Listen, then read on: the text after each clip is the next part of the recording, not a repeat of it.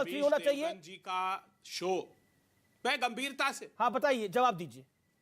मैं गंभीरता हाउ से हिजाब is related to rape?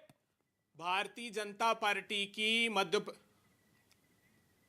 Madhya Pradesh Bharatiya Janata party की सरकार के प्रवक्ता और गृह मंत्री का बयान गंभीरता से सुनिए।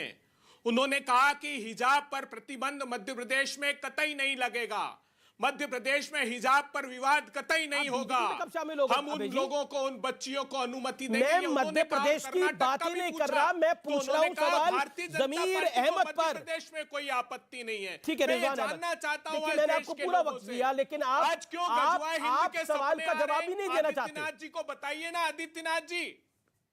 अरे बेरोजगारी, हिंद की बेरोजगारी पर ध्यान दीजिए। आप बिल्कुल हिंद की बेरोजगारी पर ही ध्यान दे रहे हैं। हिंद की जो बर्बादी आपने एक सेकंड, रिजवान अहमद, प्रधानमंत्री मोदी का एक बयान आया, उसके बाद कांग्रेस ने बोला देखिए ये तो मुद्दे को भटकाना चाहते हैं, और ये प्रधानमंत्री ने खुद बयान नहीं दिया, उन्होंने कोट करके दिया। टीएमसी ने के एक बड़े नेता ने यह बयान दिया कि हम सिर्फ इसलिए आए कि हिंदू वोटों का बंटवारा हो जाए और बीजेपी गोवा में हार जाए। किसका वोट इकट्ठा करना चाहते हैं ये कोई भी समझदार व्यक्ति आकलन इसका निकाल सकता है। कांग्रेस पार्टी कह रही है कि हम तो बेरोजगारी की बात करना चाहते हैं, लेकिन इनके नेता कह रहे हैं कि महिलाएं अगर हिजाब नहीं पहनती तो रेप होता है, और सब संविधान की बात करते हैं। जी, जय हिंद, वंदे मातरम, अस्सलाम वालेकुम। जहां तक आपकी ये बात है कि कौन बांटना चाहता है, वो तो अभी कुछ दिन पहले ही इंटरव्यू में साहब ने इनके बोला था कि कहीं जाओ तो ठाकुर मिलता है, पहले कहीं जाओ तो यादव मिलता था। बार बार वो 9% 11% यादवों को ललकारते रहते हैं, और आने वाली 10 तारीख को पता चल जाएगा कि उनका हाल क्या होने जा रहा है। ये मैं आपको पर्सनली बता दूं। पहली बात, डिबेट के शुरू में एमआईएम के प्रवक्ता ने बोला कि आज दिल बहुत दुखा जब उस औरत के सर के ऊपर से, मोहतरमा के सर के ऊपर से दुपट्टा हटाया गया। अमीज भाई, जो उस औरत ने जिल्लत, मान लीजिए जिल्लत झेली या उसको बुरा लगा, उसी जिल्लत के दम पर तो एमआईएम जैसे लोग अपनी दुकान चला रहे हैं, अपनी रोटी सेक रहे हैं। दूसरी बात, तीसरी बात, उस दिन आपके डिबेट में निकली थी शाह बानो और सायरा बानो की। अरे साहब, शुक्र है कि शाह बानो और सायरा बानो हमारी कौम की शेरनियां इस दुनिया, इस हिंदुस्तान में उन्होंने जन्म लिया। अब सोचिए कितना मजा आता कि मुसलमान हिजाबन औरत हमारे देश की प्रधानमंत्री बन गई, मान लीजिए। अब आप सोचिए क्या होगा उसके हस्बैंड ने उसको अगर तिल्लाके बिद्दत दे दी बतौर प्रधानमंत्री। अगर सायरा बानो ना होती तो मुसलमान हिजाबन औरत प्रधानमंत्री को उसका शौहर तल्लाके बिद्दत दे सकता है। कितना मजा आता। अच्छा ये बताइए अमीज भाई, अगर मुस्लिम औरत हमारी प्रधानमंत्री बन गई और उसके शौहर ने कहा मैं इसी घर में प्रधानमंत्री आवास में दूसरी बीवी ब्याह के लाऊंगा क्योंकि शरिया कहता है, अजीब प्रॉब्लम खड़ी हो जाएगी देश में कि प्रधानमंत्री का हस्बैंड उसी घर में दूसरी औरत ब्याह के ला रहा है, और मान लीजिए उसने 1 साल बाद कहा मैं तीसरी ब्याह के लाऊंगा, तो क्या प्रधानमंत्री के आवास में 3-3 औरतें रहेंगी? अब सवाल यह उठता है कि हमारी ये औरतें डीएम भी बन सकती हैं, लेकिन एमआईएम क्यों? कांग्रेस भी हिजाब का समर्थन कर रही है। प्रियंका गांधी वाड्रा ने हिजाब का समर्थन किया। कांग्रेस हिजाब के साथ है, कांग्रेस का हाथ हिजाब के साथ। रिजवान, इसमें सिर्फ एमआईएम को टारगेट नहीं कर रही है, टीएमसी का हाथ भी हिजाब के साथ है। नहीं, वो बिल्कुल।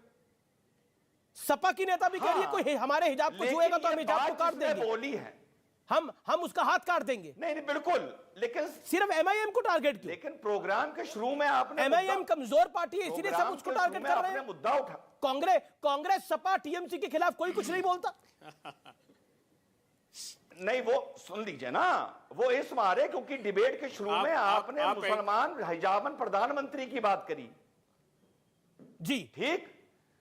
अब मुसलमान औरत इस देश में कुछ भी कर सकती है। लेकिन all India personal law board जैसी संस्थाओं की दुकानें बंद होनी चाहिए। रज़ाकरी विचारधारा जो मुसलमान औरतों को सिर्फ कुचलना चाहते हैं और भाजपा को टारगेट करने के लिए मुसलमान औरत के हक की बात करते हैं, वारिस से जवाब बंद होनी चाहिए। वारिस से जवाब, क्योंकि आपने वारिस पठान को की पार्टी को पे अटैक करा, मैं वारिस पठान से जवाब ले लेता हूं। वारिस पठान, ये एक पेक्यूलियर केस है जिसके अंदर अगर एक हिजाबन औरत बन भी जाती है तो फिर उन्होंने एक एग्जाम्पल दिया जो कि शरीयत में लिखा गया है, ये तथ्यों पे आधारित है। व्हाट यू हैव टू से?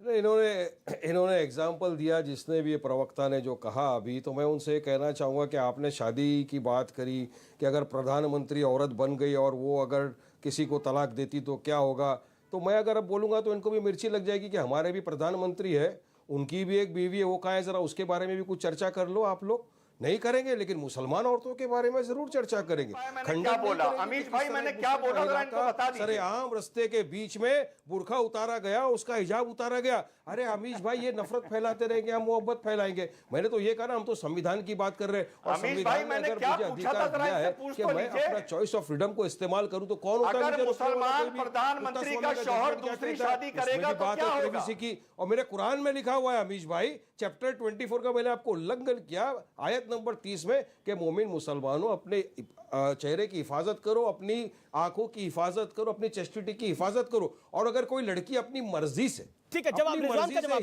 रिजवान 30 सेकंड, अगर रिजवान 40 सेकंड रिबटल, तो किसी को क्या हाथ खड़ा करे लगातार, रिजवान 40 सेकंड रिबटल तो चाहिए। अमीश भाई इतने बरसों से पहनते आ रहे हैं, और हम तो कहते हैं सरदार भाई को टर्बन मत पहनो, बिल्कुल नहीं दिखती, वो उनके धर्म का हिस्सा है, वो उनके धर्म का हिस्सा है, मजबूरी नहीं है, गले में उनके धर्म का हिस्सा है, मजबूरी नहीं है, यूनिफॉर्मिटी नहीं दिखती ना। ऐसे तो हिंदुओं के अंदर उनका जो बड़ा बेटा होता है उसको पगड़ी डालनी होती है, पगड़ी डाल के स्कूल जाएगा, नहीं जाएगा वो स्कूल, नहीं जाता वो स्कूल पगड़ी डालकर, वो नंगे सर ही जाता है। मैंने तो देखा है कि काफी सरदार दोस्त लोग ऐसा नहीं होता ना। बच्चे जाते हैं, आप घर में मर्यादा रख सकते हैं, रखिए, अपने घर के अंदर हिजाब डालिए, लेकिन स्कूल के अंदर हिजाब अलाउड नहीं है तो नहीं होगा।